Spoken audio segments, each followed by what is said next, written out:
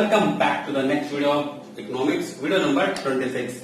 अब हम आ चुके हैं प्राइस वेलोसिटी ऑफ डिमांड पे, चैप्टर 6, जो कि है आपका प्राइस वेलोसिटी ऑफ डिमांड। जिन लोगों ने डिमांड नहीं देखा है वीडियो, वो पहले डिमांड वीडियो देखें, क्योंकि वो अगर नहीं देखोगे तो ये समझ में नहीं आएगा।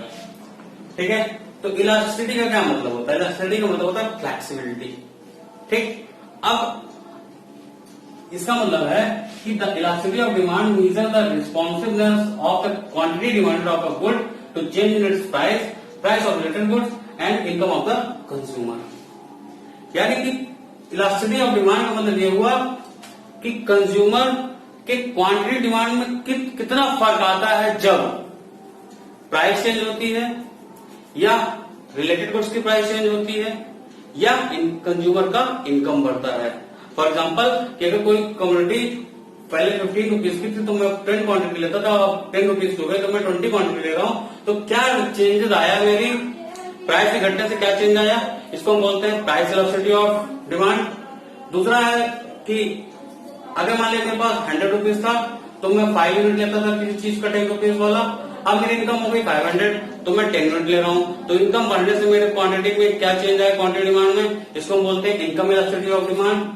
और मान लीजिए कि मैं एक मैं कोई गुड कंज्यूम कर रहा था एक्स और वाई होगी थोड़ी सी महंगी, तो मेरा एक्स का जो डिमांड बढ़ गया, उसकी ये जो एक्स वाई की प्राइस बढ़ने की वजह से एक्स का डिमांड बढ़ा है, इसका क्वांटिटी में कितना डिमांड बढ़ा है, कितना परसेंट का डिमांड बढ़ा, इसको हम बोलते हैं क्रॉस इलास्टिसिटी ऑफ डिमांड। तो इलास्टिसिटी ऑफ डिमांड आपके 3 टाइप्स के होते हैं, but you are very fortune that these are not in your syllabus. आप खुश हो जाइए कि आपके सिलेबस में सिर्फ प्राइस इलास्टिसिटी ऑफ डिमांड है, इनकम इलास्टिसिटी ऑफ डिमांड और क्रॉस इलास्टिसिटी ऑफ डिमांड आपके सिलेबस में नहीं है। ठीक है, तो इस बात पर आप थोड़ा अपने आप को खुशी दे सकते हैं। फिर नेक्स्ट समझते हैं प्राइस इलास्टिसिटी ऑफ डिमांड। अब देखो ध्यान से, प्राइस इलास्टिसिटी ऑफ डिमांड क्या बताता है हमें कि जब प्राइस कम होती है, लॉ ऑफ डिमांड क्या कहता है? जब प्राइस कम होती है तो डिमांड बढ़ता है, और जब प्राइस बढ़ती है तो डिमांड घटता है। लेकिन क्या ये सारे गुड्स पर इक्वल होता है? मान लीजिए कि अगर एक आपके पास कमोडिटी है, मान लीजिए फॉर एग्जांपल मेडिसिन है, मेडिसिन का प्राइस घटेगा तो मेडिसिन का डिमांड बढ़ जाएगा? नहीं बढ़ेगा। लेकिन अगर आइसक्रीम की प्राइस घट जाए तो आइसक्रीम का डिमांड ज्यादा बढ़ जाएगा। यानी कि सब गुड पर प्राइस का घटने से सेम इफेक्ट नहीं पड़ता है। इसलिए हमको निकालना होगा प्राइस इलास्टिसिटी ऑफ डिमांड, यानी कि कितना परसेंट के चेंज आने से प्राइस में कितने परसेंट का चेंज आता है उस कमोडिटी की डिमांड में। ठीक, ये बिजनेस में हेल्प करता है। जैसे मान लीजिए कि एक बंदा कोई कोल्ड ड्रिंक सेल कर रहा है और उसे पता है कि कोल्ड ड्रिंक की इलास्टिसिटी 2 की है, तो जब वो 1% प्राइस घटाएगा तो उसका डिमांड 2% बढ़ जाएगा। इससे वो पता लगा लेता है, ये उसके काम में आता है, ये इसका एप्लीकेशन है। ठीक है, तो फिर से बता दो प्राइस इलास्टिसिटी ऑफ डिमांड का क्या मतलब है कि प्राइस के घटने से कितना क्वांटिटी डिमांड में चेंज आता है, इसको मेजर करने के लिए हम पढ़ते हैं प्राइस इलास्टिसिटी ऑफ डिमांड। ठीक है, अब इसको मेजर करने का आपके पास 2 तरीके हैं, हालांकि और तरीके हो रहे हैं, बट 2 स्ट्रॉन्ग मतलब 2 आपके मेन तरीके हैं। पहला परसेंटेज चेंज मेथड, दूसरा geographic method. Again you're very fortune that CBSE ने लास्ट ईयर से ये वाला मेथड आपके सिलेबस से हटा दिया है, तो फिर आप खुश हो जाइए कि आपको सिर्फ एक मेथड पढ़ना है, जो कि है परसेंटेज चेंज मेथड। ठीक, तो यहां तक आपकी चीजें क्लियर हो गई हो तो मैं डेरिवेशन जाता हूं। ठीक, तो बात है प्राइस इलास्टिसिटी ऑफ डिमांड के एक मात्र मेथड जो आपको पढ़ना है, that is percentage change method. नाम तो पता चल रहा है कि परसेंटेज चेंज मेथड, यानी कि परसेंटेज में चेंज निकालकर हम इलास्टिसिटी निकालेंगे। ये मेथड हम क्यों लगाते हैं? ये मेथड लगाते हैं जब हमें एग्जैक्ट पता करना हो कि प्राइस के घटने से बंदे के डिमांड में कितना फर्क आ रहा है। ये हम तब यूज करते हैं इस मेथड को। ठीक है, तो आइए शुरू करते हैं इस मेथड को। तो हम लिखते हैं price elasticity of demand equals to minus sign क्यों लगाया? Because there is a inverse relation between price and quantity demanded. या तो प्राइस बढ़ेगी तो क्वांटिटी डिमांड घटेगा, या प्राइस घटेगी तो डिमांड बढ़ेगा। मतलब दोनों में से एक न एक निगेटिव होता है, इसलिए हमने निगेटिव साइन पहले ही लगा दिया। It shows inverse relation between price and quantity demand. ठीक, तो price elasticity of demand equals to minus, मैंने क्यों लगाया आपको बता दिया, percentage change in quantity demanded upon percentage change in price. यानी कि कितने परसेंट का चेंज आया है आपके क्वांटिटी डिमांड में, जब कितने परसेंट का चेंज आया है प्राइस में। ठीक है, यानी कि मान लीजिए अगर हम कहें कि 20% का चेंज आया हमारी क्वांटिटी डिमांड में, जब प्राइस 10% चेंज आया है, तो इसकी इलास्टिसिटी कितनी हो गई 2। हम कहें कि मान लीजिए 10% प्राइस घटा, ठीक है, कहें 10% प्राइस घटा तो 20% डिमांड बढ़ गया, तो इलास्टिसिटी कितनी हो गई 2, ठीक है। आइए इसको डेरिवेट करते हैं। तो उसके लिए पहले हम कुछ समझते हैं। हमने कुछ नाम दिए हैं। ओल्ड क्वांटिटी यानी कि जो कंज्यूमर पहले क्वांटिटी खरीद रहा है उसको हम ओल्ड क्वांटिटी कहते हैं, और हमारी उसको हम डिनोट करेंगे क्यू से।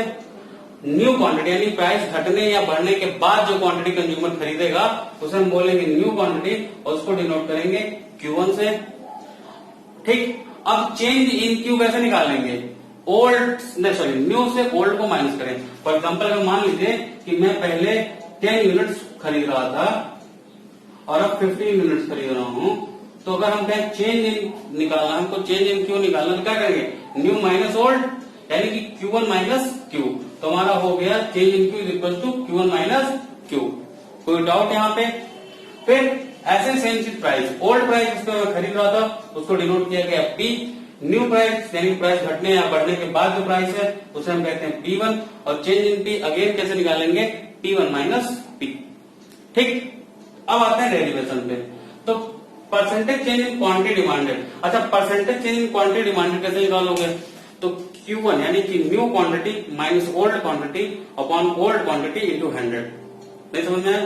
फिर से देखो, अगर मान लीजिए कि मैं पहले 100 यूनिट खरीद रहा था, अब 120 यूनिट खरीद रहा हूं, तो कितने परसेंट का चेंज आया मेरी डिमांड में, कैसे निकालोगे, तो न्यू माइनस ओल्ड, तो न्यू कितना है 120, न्यू माइनस ओल्ड, ठीक। ओल्ड कितना 100 अपॉन ओल्ड, ओल्ड कितना 100 इंटू 100, ठीक। तो ये हो जाएगा 20 अपॉन 100 इंटू 100। तो कैसे निकाला, new minus old upon old into 100, तो ठीक, Q1 minus Q upon Q into 100। कोई दिक्कत यहाँ पे, इससे निकल जाएगा percentage change in quantity demanded. फिर निकालना है परसेंटेज चेंज इन प्राइस, फिर वही चीज लगाना होगा कि new price minus old price upon old price, new price minus old price upon old price, ठीक है। तो P1 minus P upon P into 100, ठीक। अब देखो 100 से 100 को काट दिया, 100 से 100 को कैंसिल कर दिया, तो हमारे पास बचा क्या, चेंज इन क्यू। अब Q1 माइनस क्यू हम क्या लिख सकते हैं, चेंज इन क्यू, तो change in Q upon Q, और P1 माइनस P को क्या लिख सकते हैं, चेंज इन P, तो change in P upon P। तो हमारा फॉर्मूला बनकर तैयार हो गया, price velocity of demand is equal to minus, ठीक, वो तो रहेगा change in Q upon Q into P upon change in T, या चाहे तो आप चेंज इन P को इधर कर लें और Q को इधर कर लें, तो आपका इसी को हम थोड़ा सा और भी अलग तरीके से लिख सकते हैं, change in Q upon change in P into P by Q. ये दोनों एक ही चीज है, कोई अंतर नहीं है, लिखने के ऊपर है, ठीक है। तो ये था हमारा फॉर्मूला, इसी फॉर्मूले पे हम लगाएंगे क्वेश्चन। तो आइए हम एक सॉल्व करते हैं क्वेश्चन को, ठीक है। एक छोटा सा क्वेश्चन लगाने की कोशिश करते हैं, इसके बाद आपको पूरे बुक में बहुत सारे क्वेश्चन लगाने होंगे, ठीक है। तो मैं एक क्वेश्चन लगवा रहा हूँ यहाँ पर, आप देखिए। मान लीजिए कह रहा है कि एक कोई कमोडिटी है वो 100 रुपीज की है, ठीक। पहले वो 100 रुपीज की है, तो कंज्यूमर उसका 20 यूनिट परचेस करता है, ठीक। कितना है, 100 रुपीज की है, तो कंज्यूमर उसका 20 यूनिट परचेस करता है। अब वो हो गई 80 रुपीज की है, तो कंज्यूमर आपका 28 यूनिट कंज्यूम करता है, ठीक। तो अब ध्यान देखो, जब प्राइस 100 है तो कंज्यूमर कितना यूज कर रहा है, 20 यूनिट्स, और जब प्राइस हो गई 80 तो कंज्यूमर कितना यूज कर रहा है, 28 यूनिट। तो आपसे क्या है कि प्राइस वेलोसिटी ऑफ डिमांड निकालिए। तो आते हैं फॉर्मूले को उठा के रखते हैं, इस फॉर्मूले को, price velocity of demand is equal to minus change in Q upon change in P into P by Q. तो अब फॉर्मूला लिख दो, तो चेंज माइनस लगा दो, चेंज इन क्यू आपका क्या है, चेंज इन क्यू मतलब Q1 माइनस क्यू, तो Q1 minus Q 28 minus 20 that is 8 upon change in P, तो चेंज इन P कितना है 80 minus 20 that is minus 20, minus minus cancel हो गया, into P by Q, P मतलब old price, तो old price आपकी कितनी है 100, ठीक। न्यू प्राइस कितनी है, new sorry Q, old quantity कितनी है आपकी, वो है 20, फिर से देखो, मैं थोड़ा गड़बड़ हो गया है। तो इस फॉर्मूले में हमने रखा change in Q upon change in P into P by Q. तो चेंज इन क्यू, तो क्यू आपका है,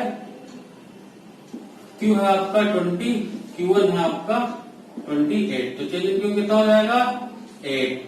तो 8 अपॉन चेंज इन पी, तो चेंज इन पी, पी कितना है आपका 100, T1 कितना है आपका, T1 है आपका 80। तो चेंज इन पी कितना हो गया, ये हो गया -20। तो हम रख देते हैं चेंज इन क्यू की जगह पे 8 और चेंज इन पी की जगह पे -20। तो इस माइनस पे एक माइनस कट गया, ठीक है, into P by Q. P हमारा कितना है, पी है 100 अपॉन क्यू, क्यू कितना है 20। ये हमने फॉर्मूले में रख दिया, कुछ हमने कोई बहुत बड़ा काम नहीं किया। अब हम काटना शुरू करते हैं। तो 25 जब 100 ये आ गया और 5 4 जब 20, तो ये आपका आ गया 8 अपॉन 4, ठीक है, इंटू सॉरी ये आ गया आपका 2%। तो प्राइस इलास्टिसिटी ऑफ डिमांड कितना हुआ 2%। तो इस टाइप के क्वेश्चन आपको मिलेंगे आपके बुक्स में, आप उनको जरूर लगाइएगा, ठीक है।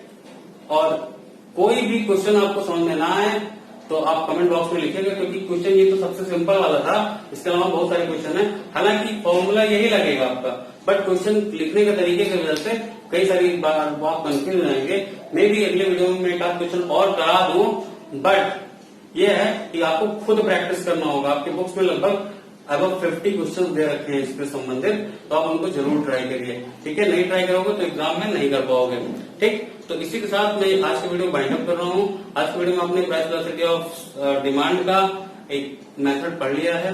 आगे की वीडियो में इसी से रिलेटेड आपके टॉपिक्स कवर कराए जाएंगे, ठीक है। तो ये वीडियो यही बाइंड अप कर रहा हूँ। आपसे हमेशा की तरह रिक्वेस्ट है कि वीडियो को लाइक करो, चैनल को सब्सक्राइब करो और ये वीडियो अपने दोस्तों में खूब शेयर करो, ठीक है। तो मेरे साथ बोलो जय हिंद।